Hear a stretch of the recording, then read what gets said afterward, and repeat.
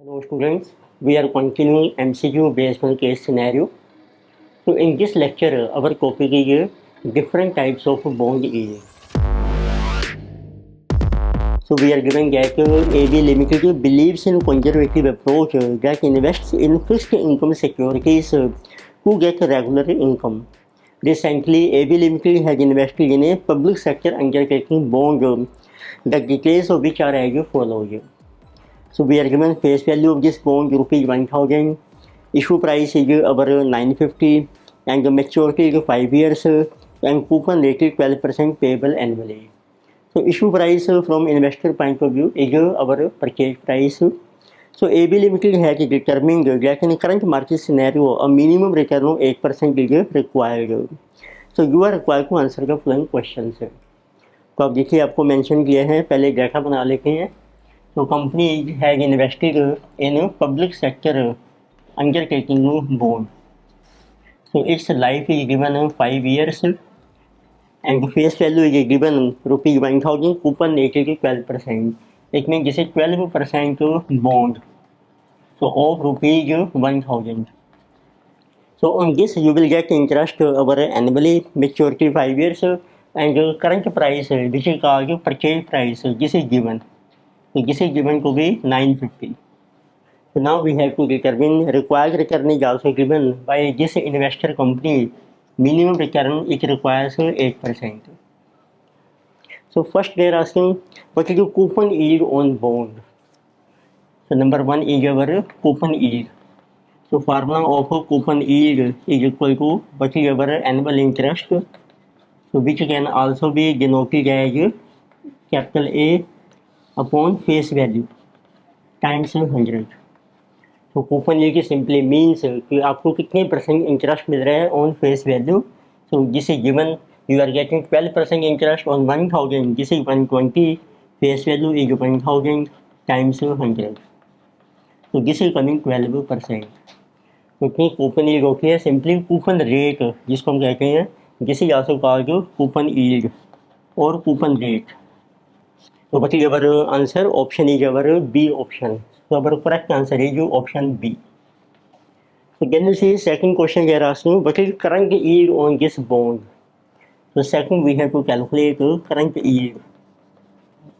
So in case of current yield we calculate percentage of annual income on purchase price of security. It means we take annual interest. तो आपकी income जो है get from interest, so annual interest, और इसकी आप percentage calculate कीजिए upon purchase price which is also called as current price of bond times 100. तो annual interest is 120, current purchase price आपको मेंशन किया है 950 टाइम्स 100. तो this will be our current yield. So you can see this is 120 divided by 950 times 100, 12.63%. You can see which option is you. So option is A. So our answer is you option A. The next number third question they are asking what is discount yield on bond. The number third we have to calculate discount yield on bond. इसका formula है आपने लिखना है कितना discount चल रहा है आपके बॉन्ड में अपॉन फेस वैल्यू, और इसकी हम परसेंटेज कैलकुलेट करते हैं फेस वैल्यू के बेस पर. डिस्काउंट को क्या है कि जैसे आपने मार्केट से परचेज किया है लो प्राइस पर, तो इट मीन्स डिस्काउंट है equal to face value minus purchase price F minus P, और इसकी परसेंटेज आप कैलकुलेट कीजिए ऑन फेस वैल्यू. इस एग्जाम्पल में आपका फेस वैल्यू है 1000, परचेज प्राइस है आपका 950, तो it mean there is discount of 50 rupees on this bond. So face value is 1000 times 100. So this is coming to 5%. So you can see which option is correct. So our C option is correct, 5%. So answer is option C. So then number 4th point they are asking what is equivalent yield on bond. So fourth we have to calculate equivalent yield.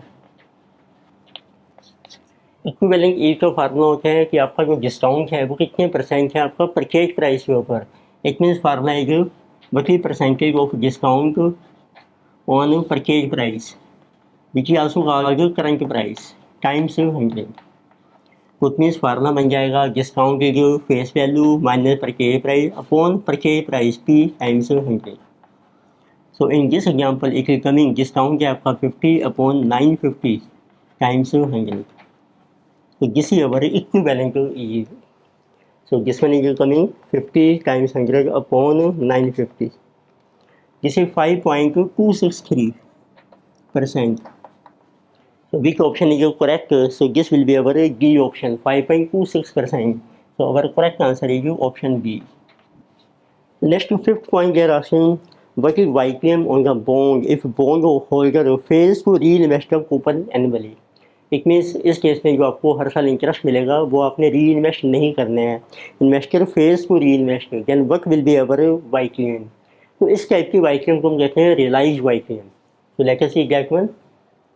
So in fifth question we have to calculate our YPM when coupon interests which are also called coupons are not reinvested। देखो जब हम normal YPM calculate करते हैं उसमें आपकी assumption होती है कि जो कूपन इंटरेस्ट है वो आपका री इन्वेस्ट हो रहा है एट YPM इटसेल्फ।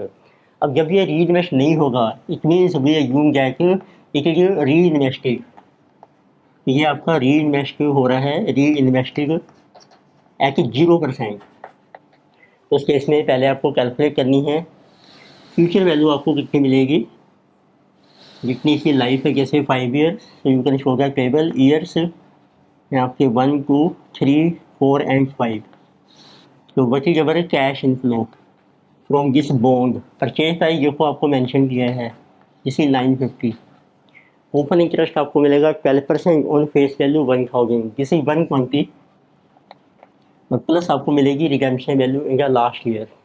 अब आपको जो फर्स्ट ईयर में आपको जो भी कैश इनफ्लो हो रहा है इसको आपने री इन्वेस्ट नहीं करना है। इतने समय जूम करके हैं कि ये री इन्वेस्ट हो रहा है 0% के ऊपर। इसके ऊपर देखो यदि आप टाइमलाइन बनाते हैं 1 से लेके 5 ईयर, ये बन जाएंगे 4 ईयर्स। उसका 4 ईयर का आपको इंटरेस्ट एक्यूमुलेट होगा एट 1 + 0% फॉर 4 ईयर।